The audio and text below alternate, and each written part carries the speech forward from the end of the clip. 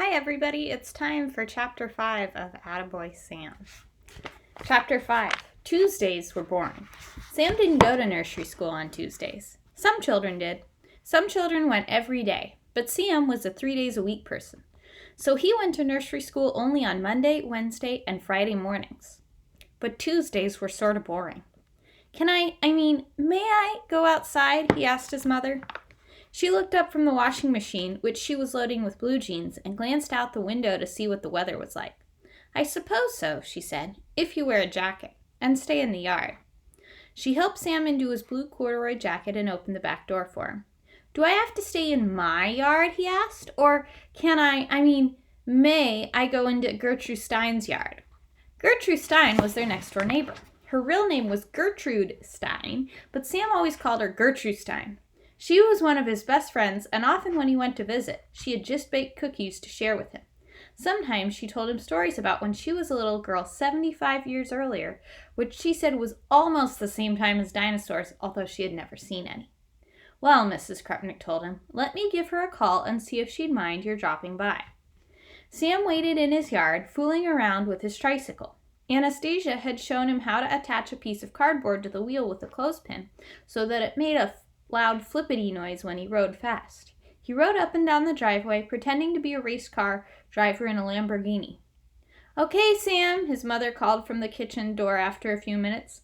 Mrs. Stein says she'd love to have your company. Did she maybe just make cookies? Sam asked. As a matter of fact, she told me she just made bread. Sam made a face. Not cookies, he said sadly. Bread is boring. His mom smiled. Not homemade bread. There's nothing better than homemade bread.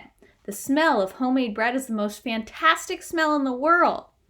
Sam climbed off his tricycle. He felt his pocket just to be certain he had one of his Ziploc bags. In the old days, before he had started work on his mom's birthday present, his pockets used to be full of interesting stuff.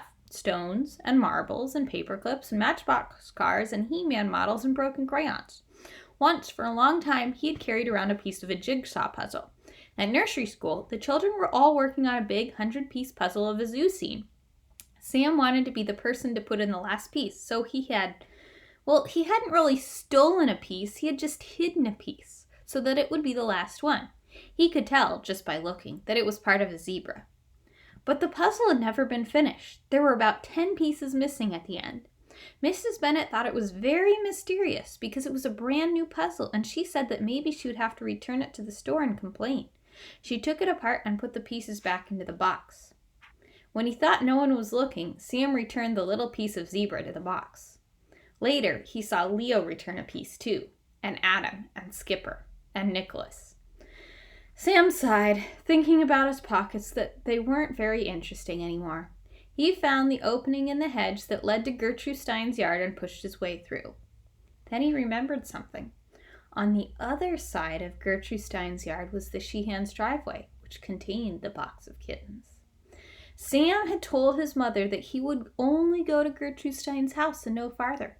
But if he stood with his feet in Gertrude Stein's yard, he could lean over to the Sheehan's driveway and just look at the kittens. He decided to do that. Free, the sign still said, so they hadn't changed their minds. They were still giving those kittens away absolutely free. From where he stood, Sam could see the big box and the sign, and he could hear the kittens. He could hear the little mewing sounds, but he couldn't quite see them. Guiltily, he edged his feet into the Sheehan's driveway just far enough so that he could peek into the box.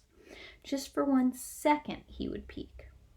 There were only 3 kittens left. One, the little gray one, was curled up sound asleep. The 2 yellow ones were playing, wrestling with each other and jumping around. Sam inched his feet a little closer.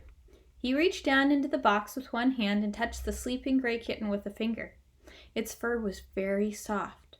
Its little head came up, the neck stretched, and the kitten yawned. It began to purr loudly as Sam's finger rubbed its head. Hi, Sam! The voice startled Sam, and he looked up. Mrs. Sheehan was on her porch holding her baby. The baby wasn't as small as Alexander. It was one of those babies that wears shoes and can walk already, but isn't smart yet. One of those that you have to watch every minute or it could walk into the street and stuff. Its name was Kelly. Sam didn't know if it was a boy or a girl baby. There wasn't any way to tell yet. Hi, Sam replied. He scurried back to the edge of Gertrude Stein's yard. A family came last night and took both the gray and white one, she said. They had 2 little girls, and each one will have a kitten. They're going to name them Fluffy and Scruffy. Oh, Sam said. He wondered who they were. He wondered who was so lucky that they could have 2 kittens of their own. That little gray one would be a great pet for you, Sam, Mrs. Sheehan said. It's as friendly as can be. I know, Sam said. Under his breath, so Mrs. Sheehan wouldn't hear, he whispered sadly, My daddy is allergic. Well, you think about it, okay? And don't forget, a free bag of cat food goes with each kitten. She jiggled Kelly on her hip and turned to go back into the house. Sam peeked into the box one more time and saw that the gray kitten had gone to sleep again. He scampered back across the yard and up the porch steps to ring Gertrude Stein's doorbell. As soon as the door opened, he knew that his mom had been correct about the smell of fresh bread. It was better than cookies. Butter or jam or honey? Gertrude Stein asked. She was holding a piece of warm bread in one hand and a kitchen knife in the other. Sam nodded with his mouth full. All of it, he said. All of it? Gertrude Stein looked at him puzzled. Sam swallowed hastily. All of it, he said. Butter and jam and honey. Please, he added politely. Gertrude Stein nodded and began heaping butter, jam, and honey onto the bread. One of the things that Sam liked best about his elderly friend was that nothing surprised her. She had explained to him that after a person is 70 years old, nothing surprising is left. Sam was looking forward to that himself, although he still had a few years to go still. My mom said that homemade bread is the best smell in the world, Sam said. Gertrude Stein thought that over carefully. I think she may be right, she said finally. But I have to admit that I love the smell of newly washed sheets that have hung on a clothesline on a very sunny, windy day in a yard where rose bushes are blooming. I never smelled that, Sam said. Well, I haven't either for a long time.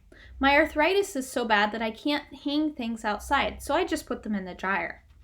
So does my mom, and she doesn't even have arthritis. She's a busy lady, that's why. She has 2 children and a career. I'm going to send you home with a loaf of bread for her, Sam. Think she'd like that? I know she doesn't have time to bake. Sam nodded. He licked the edge of his bread where the honey was dripping. Here, let me show you something. Gertrude Stein got up from her chair. Slowly, her legs didn't work very fast because of her arthritis. She walked to the kitchen counter. She picked up a large blue bowl that was covered by a yellow dish towel. She set it on the table in front of Sam. Are your hands clean? She said. Sam looked at his hands. He tried to remember what they had touched lately. Tricycle, doorbell, kitten. Yes, he told her. Gertrude Stein lifted the towel, and Sam looked at the pale mass of dough in the bowl. That's bread dough, she explained. It's rising, and I have to punch it down. Want to help? Sam nodded eagerly. If there was ever any kind of punching to be done, Sam wanted to be the one to do it. Punching pillows? Pow! Punching bag? Pow! Sometimes his mom wanted the pillows on the living room couch punched into shape. Pow! Now bread. Sam was ready.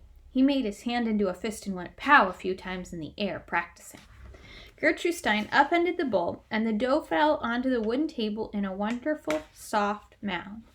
She showed Sam how to punch it and watched while he used both fists enthusiastically. Then she loaded it back into the bowl and set it to rise again.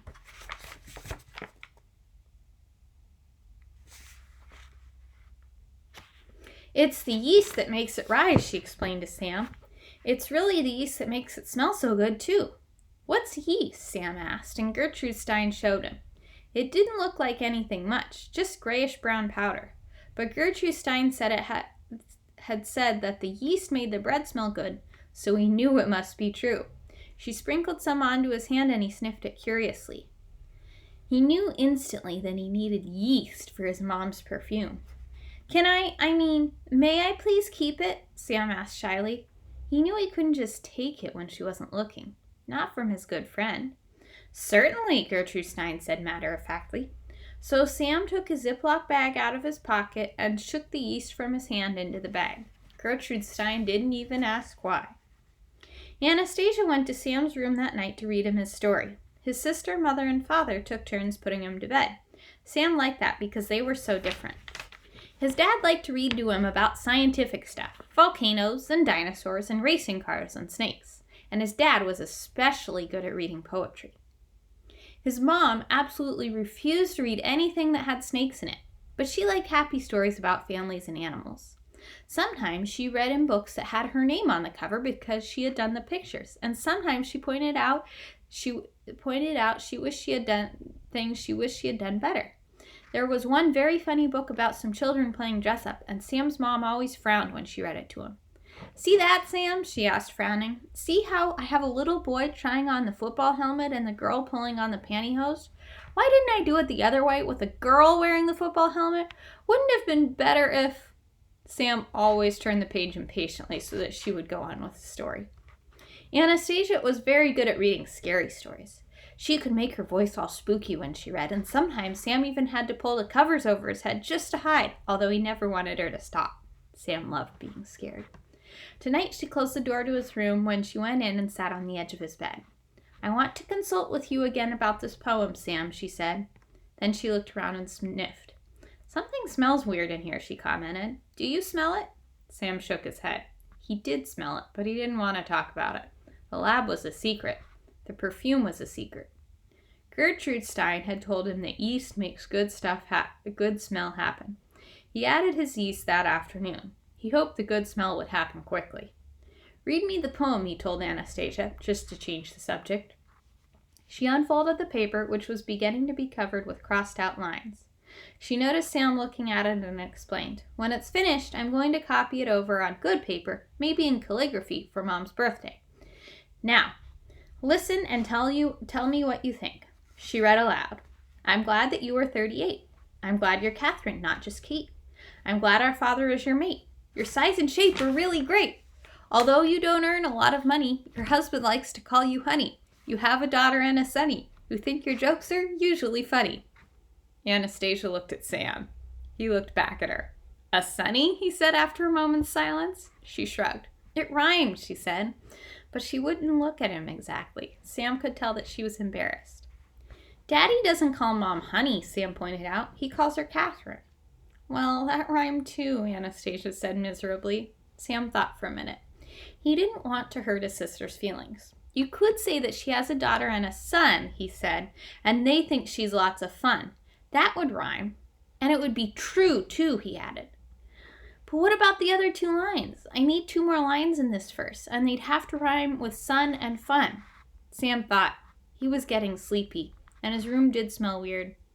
"I guess I could say I'm glad she's not a nun," Anastasia suggested. "What's a nun?" Sam asked. "No, wait, I've got it. I could say she's second to none." "Yeah, that'd be good," Sam agreed. "And then say she's the very best one. One would rhyme." Anastasia stood up. "Thanks, Sam," she said. "I'll go write this down right away before I forget. You only have a few days left. How's your present coming?" Sam sniffed.